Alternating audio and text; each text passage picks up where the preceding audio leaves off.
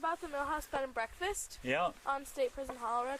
Do you remember who owned the house or the complex when you did the stone walls there? They did. Yeah, Dr. Messer. Uh-huh. Yeah, Ron Messer, his name was, and he bought it. He bought it from I don't know what year, but he bought it from oh boy, names I can't remember what I want to say. Geography. Katie Thompson. Katie Thompson. She lived on the farm just across the road there, and her husband.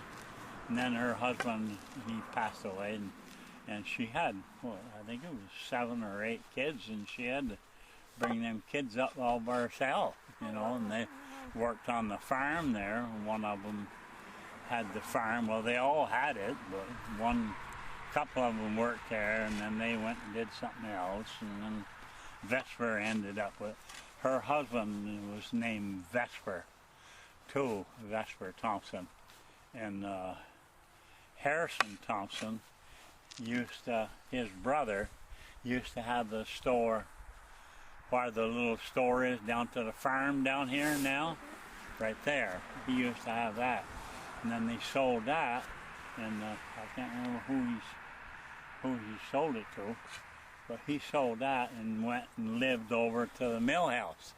And I can remember when I was a kid, he had a big thrashing machine in there, and they used to go around farm to farm thrashing wheat or barley or oats or whatever for grain, and then they used to go and take it down to the grist mill that's down there, that stone building there, that grist mill. They took it in there, and Aunt Katie Thompson, we called her Aunt Katie, she was a nice old girl, boy, or lady, and she used to, her husband run the grist mill. And then there was this guy, what was his name? Lived over here to Hanksville, over here. He come over and bought some grain once for the people he was staying with. Phillips, I think their name was, Phillips. He was staying there, he never married. This Ed Rounds, and he stayed there.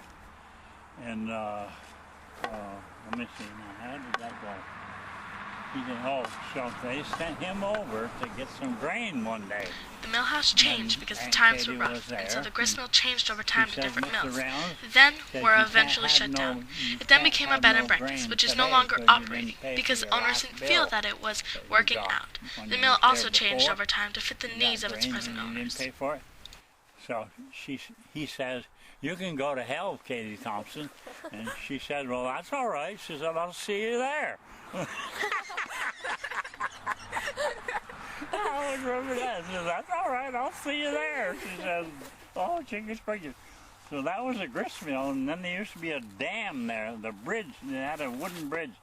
It used to kind of go this way instead of coming straight. Now it kind of went here like you was going to turn into the Millhouse.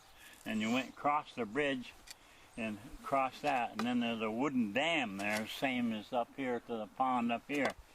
There was a wooden dam there, and they had a big flume, about 4-foot flume. It used to run down through, catch water, and go down to the grist mill, and went into a penstock that's in there, and that's what turned the grist mill to grind the grain.